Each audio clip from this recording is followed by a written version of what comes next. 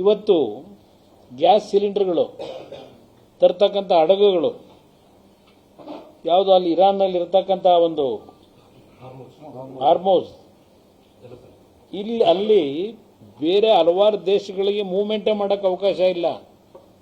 ಇಂಥ ಒಂದು ಯುದ್ಧದ ಪರಿಸ್ಥಿತಿನಲ್ಲಿ ಅಂಥ ಒಂದು ಸನ್ನಿವೇಶದಲ್ಲೂ ಆ ದೇಶವನ್ನು ವಿಶ್ವಾಸಕ್ಕೆ ತೆಗೆದುಕೊಂಡು ಹಡಗುಗಳಲ್ಲಿ ಗ್ಯಾಸ್ ಸಿಲಿಂಡರ್ಗಳನ್ನ ತರ್ತಕ್ಕಂಥ ವ್ಯವಸ್ಥೆ ತಂದಿದ್ದಾರಲ್ಲ, ಒಂದು ಕನಿಷ್ಠ ಸೌಜನ್ಯಕ್ಕೆ, ಒಂದು ಒಳ್ಳೆ ಕೆಲಸ ಮಾಡ್ತಾ ಇರತಕ್ಕಂಥದ್ದಕ್ಕೊಂದು ಕನಿಷ್ಠ ಸೌಜನ್ಯಕ್ಕೆ ಮಾತಾಡಬೇಕೋ ಬೇಡವೋ? ಆ ಡೆಪ್ಟಿ CM ಮಾತಾಡೋದು ನೋಡಿದ್ದೀನಿ, ಆ ಮುಖ್ಯಮಂತ್ರಿ ಮಾತಾಡೋದು ನೋಡಿದ್ದೀನಿ. ಯಾರೋ ಅಲ್ಲಿಂದ ಡೆಲ್ಲಿಯಿಂದ ಬಂದು ಇಲ್ಲೇನೋ ಓಡಾಡ್ತಾವ್ರಲ್ಲ, ಅದೇನೋ ಚುನಾವಣೆ ನಡೆಸ್ಕೊಂಡು ಸುರ್ಜೇವಾಲಾ ಅವ್ರ ಕಥೆನೂ ನೋಡಿದ್ದೀನಿ, ಹೇಳಿಕೆ ಕೊಡೋದನ್ನ. ಇವತ್ತು ಈ ಚುನಾವಣೆಯಲ್ಲಿ ಇವರೇನು ಮಾಡಿದ್ದಾರೆ ಅಂತ ಏನೂ ಹೇಳ್ತಾ ಇಲ್ಲ. ಚುನಾವಣೆಯಲ್ಲಿ ಈ ಕಳೆದ 3 ವರ್ಷದ ಅಭಿವೃದ್ಧಿ ಬಗ್ಗೆ ಚರ್ಚೆ ಮಾಡ್ತಾ ಇಲ್ಲ. ಏನು ಇವರೊಬ್ಬರೇ ಅನ್ನಾರಾಮಯ್ಯನ ಯಾರ ಎಲ್ಲಿಂದ ತಂದು ಕೊಡ್ತವ್ರ ಅನ್ನಾರಾಮಯ್ಯ ಇವರು? ಕೇಂದ್ರ ಸರ್ಕಾರ ಇವತ್ತು ಬಡವರಿಗೆ 5 kg ಅಕ್ಕಿ ಕೊಡ್ತಕ್ಕಂಥದ್ದನ್ನು ನಿರಂತರವಾಗಿ ಕೊಟ್ಕೊಂಬಂದರು. ಅವರು ಕೊಡ್ತಾ ಇರ್ತಕ್ಕಂಥ ಅಕ್ಕಿ ಹಿಡ್ಕೊಂಡು ನಾನು ಅನ್ನಾರಾಮಯ್ಯ ಅಂದರೆ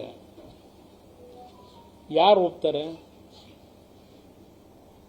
ಅನ್ನಾರಾಮಯ್ಯ ಅನ್ನೋದಕ್ಕಿಂತ ಇವರು ಅಶೋಕ್ ಅವರನ್ನ ಕಳ್ಳರಾಮಯ್ಯ ಅಂತ ಏನು ಹೇಳೋರೆ, ಕಳ್ಳರಾಮಯ್ಯ ಅನ್ನೋದಕ್ಕಿಂತ ಸಾಲರಾಮಯ್ಯ ಅದು ಬೇರೆ ಬಿಡು, ಕನ್ನರಾಮಯ್ಯ ಅನ್ನೋ ಸರಿ ಅಂತ ನನ್ನ ಅಭಿಪ್ರಾಯ. ಕಳ್ಳರಾಮಯ್ಯ ಅನ್ನೋದಕ್ಕಿಂತ ಸ್ವಲ್ಪ ಮುಖ್ಯಮಂತ್ರಿಯಾಗಿ ಏನು ಕೆಲಸ ಮಾಡ್ತಾ ಇದ್ದೀರಿ, ಜನರ ಕಷ್ಟಗಳಿಗೆ ಯಾವ ರೀತಿ ಸ್ಪಂದಿಸಬೇಕು ನೋಡಿ ಕೆಲಸ ಮಾಡಿ. ಯಾವ ಇಲಾಖೆಗಳಲ್ಲಿ ಇವತ್ತೇನು ಗೌರವಯುತವಾಗಿ ಕೆಲಸ ಮಾಡ್ತಾ ಇದ್ದೀರಿ, ಯಾವ ಇಲಾಖೆಯಲ್ಲಿ ನಾವೇನಾದರೂ ಪರಿಶೀಲನೆ ಮಾಡ್ತೀವಿ ಅಂತ ಹೋದ್ರು ಈ ರಾಜ್ಯದಲ್ಲಿ ಲೂಟಿ ನಡೀತಾ ಇರತಕ್ಕಂಥದ್ದನ್ನು ಹೊರತುಪಡಿಸಿ ಏನಿದೆ ಎಲ್ಲರಿಗೂ ಗೊತ್ತಿರೋ ವಿಚಾರ.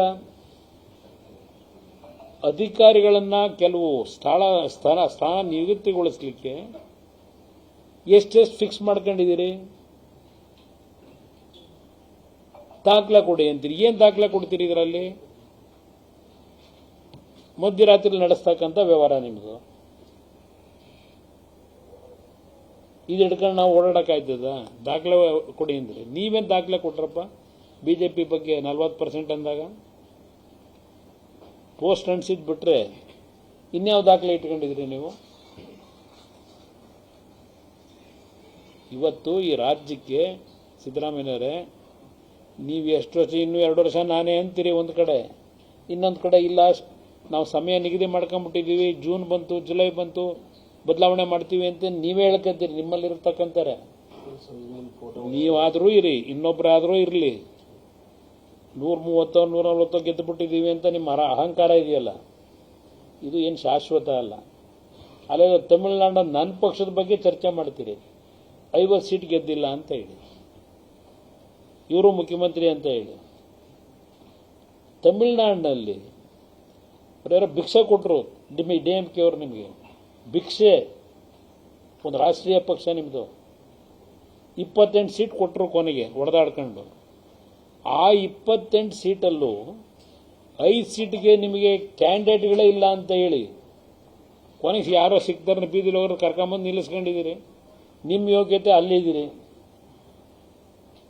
ಪಾಪ ಚಿಕ್ಕವು ಮಾತಾಡ್ತಾ ಇವ, ನಮ್ಮ ಶಕ್ತಿಯಿಂದ ಬೆಳ್ಕೊಂಡು ಹೋದವು ನಮ್ಮ ಪಕ್ಷದಿಂದ, ಅವ ಮಾತಾಡ್ತೀವಿ. ಇಲ್ಲಿ ಬಂದು ನೋಡಿದೆ ನಾನು, ಆ ಹೆಸರು ಹೇಳೋದು ಬೇಡ. ಇವತ್ತು ಈ ರಾಜ್ಯದಲ್ಲಿ ಜಾತ್ಯತೀತ ಜನತಾದಳ ಕಾರ್ಯಕರ್ತರ ದುಡಿಮೆ ಮೇಲೆ 40 ಸೀಟ್ವರೆಗಾದರೂ ಗೆದ್ದಿದ್ದೀವಿ. ನೀವು ಒಂದು ಕೆಲಸ ಮಾಡಿ, ಬೇರೆ ಒಂದು ರೀಜನಲ್ ಪಾರ್ಟಿ ಮಾಡಿ ಸಿದ್ದರಾಮಯ್ಯ ಕಟ್ಟಿ ನೋಡೋಣ ಎಷ್ಟು ಸೀಟ್ ತಗೋತೀನಿ. ಹಾಗೇನೋ 58 ಸೀಟ್ ತಗೊಂಡಿದ್ದವಂದ್ರಲ್ಲ, ಆ 58 ಸೀಟು ನಿಮ್ಮ ಶಕ್ತಿ ಮೇಲೆ ನಾವು ಗೆದ್ದಿದ್ದಲ್ಲ. ನೀವಿಲ್ಲದೆ 40 ಸೀಟ್ ಗೆದ್ದಿದ್ದೀವಿ. ಕುಟುಂಬ ರಾಜಕಾರಣ ಅಂತ ಈಗ ಮಾತಾಡ್ತೀರಿ. ದೇವೇಗೌಡರು ಕುಟುಂಬದಲ್ಲಿ ಇರಲಿಲ್ವಾ? ಇನ್ಯಾರೋ ಇರಲಿರೋ ಹೇಳ್ತೀರಿ. ಇವತ್ತು ಕುಟುಂಬ ರಾಜಕಾರಣ ಅಂತಕ್ಕಂಥದ್ದು ಮಾತಾಡ್ತಕ್ಕಂಥದ್ದೇ ನೈತಿಕತೆ ಇಲ್ಲ ನಿಮ್ಗಳಿಗೂ ಅನ್ನೋದು ನಾನು ಹೇಳಿದೆ. ಈಗ ಆಯ್ತಪ್ಪ, ದೇವೇಗೌಡರು ಕುಟುಂಬದಲ್ಲಿ ನಾವು ಬಂದವು, ದೇವೇಗೌಡರು ನಮ್ಮನ್ನು ರಾಜಕೀಯವಾಗಿ ತರಬೇಕು ಅಂತ ಮಾಡಿದ್ದಲ್ಲ, ಜನ ನಮ್ಮನ್ನು ಎಳ್ಕೊಂಡು ಹೋದ್ರು. ನಾವು ದುಡ್ಡು ಹೊಡೆಯೋ ಕೆಲಸಕ್ಕೆ ರಾಜಕೀಯಕ್ಕೆ ಬರಲಿಲ್ಲ.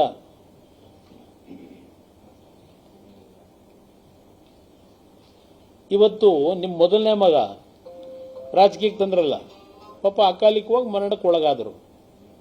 ಮತ್ತು ಇನ್ನೊಬ್ಬ ಮಗ ವೈದ್ಯಕೀಯ ಇಲಾಖೆಯಲ್ಲಿ ಇದ್ದಲ್ಲ, ಅವ್ರನ್ನ ಕರ್ಕೊಂಬಂದ್ರಲ್ಲ. ಯಾಕೆ ಕರ್ಕೊಂಬಂದ್ರಿ? ಏನು ರಾಜ್ಯ ಉದ್ಧಾರ ಮಾಡಕ್ಕ? ಮಾಧ್ಯಮದ ಸ್ನೇಹಿತರು ಒಂದ್ಸಲ ತೋರಿಸಿದ್ರಲ್ಲ ಟಿ ವಿಗಳಲ್ಲಿ, ಅಪಯ ನಾನು ಆ 5 ಜನದ ಹೆಸರು ಕೊಟ್ಟಿರೋದು, 5 ಹೆಸರು ನಾನು ಹೇಳಿದ್ದು. ಅದೇ ಅದು ಇನ್ನೊಂದು ಯಾವ್ದು ಸೇರ್ಸರ್ ಕೊಡಿ, ಇಲ್ಲೇ ಅವನು ಯಾರ ಆಫೀಸ್ ಕೆಲಸ ಮಾಡ್ತಾನಲ್ಲ ಮುಖ್ಯಮಂತ್ರಿ ಕಚೇರಿಯಲ್ಲಿ, ಕೊಡಿ ಫೋನ್ನ. ನಾನೆಲ್ಲಿ ಹೇಳಿದ್ದೆ, ನಾನು ಕೊಟ್ಟಿರೋದೇ 5 ಅಂತ ಹೇಳಿದ್ರಲ್ಲ. ಅದಕ್ಕೆ ಮತ್ತೆ ಸೃಷ್ಟಿ ಮಾಡಿದ್ರು ದಾಖಲೆ. ಅದು CSR ಫಂಡ್ ಕೊಡೋಕ್ಕೆ ಅಂತ ಹೇಳಿ ಇಂಥ ರಾಜಕೀಯ ಮಾಡೋದಕ್ಕೆ ನಿಮ್ಮ ಮಗನ ಕರ್ಕೊಂಬಂದಿದ್ದೀರಿ. ನಿಮ್ಮದೇನು ಕುಟುಂಬ ರಾಜಕೀಯ ಅಲ್ವಾ? ನಿಮ್ಮ ಮಗನ್ನ ಈಗ ಕುಟುಂಬ ರಾಜಕೀಯ ಹೆಸರನ್ನ ಬಿಟ್ಟುಬಿಡಿ, ರಾಜಕೀಯಕ್ಕೆ ತಂದಿರೋದು ಜನ, ಅಹಿಂದ ವರ್ಗದ ಜನಗಳನ್ನ ನನ್ನ ರೀತಿ ನೀನು ಉದ್ಧಾರ ಮಾಡಪ್ಪ ಅಂತೇಳಿ ಕರ್ಕೊಂಬಂದಿದ್ದೀರಾ. ಪ್ರತಿನಿತ್ಯ ವಸೂಲಿ ಸಂಗ್ರಹ ಮಾಡೋಕ್ಕೆ ಇಟ್ಕೊಂಡಿದ್ದೀರಿ. ನೀವು ಇನ್ನೊಂದು ಪಕ್ಷದ ಮೇಲೆ, ಇನ್ನೊಬ್ಬ ನಾಯಕರುಗಳ ಮೇಲೆ ಹೇಳ್ತೀರಾ ಟೀಕೆ.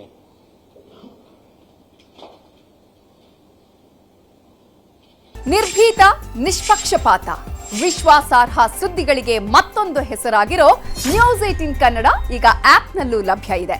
ದಯವಿಟ್ಟು ಇಲ್ಲಿರೋ QR ಕೋಡ್ ಅನ್ನು ಸ್ಕ್ಯಾನ್ ಮಾಡಿಕೊಂಡು ಆಪ್ ಡೌನ್ಲೋಡ್ ಮಾಡೋದಕ್ಕೆ ಮರಿಬೇಡಿ. ನಿಮ್ಮ ಬೆಂಬಲ ಹೀಗೆ ಸದಾ ನಮ್ಮೊಂದಿಗಿರಲಿ. ಧನ್ಯವಾದ.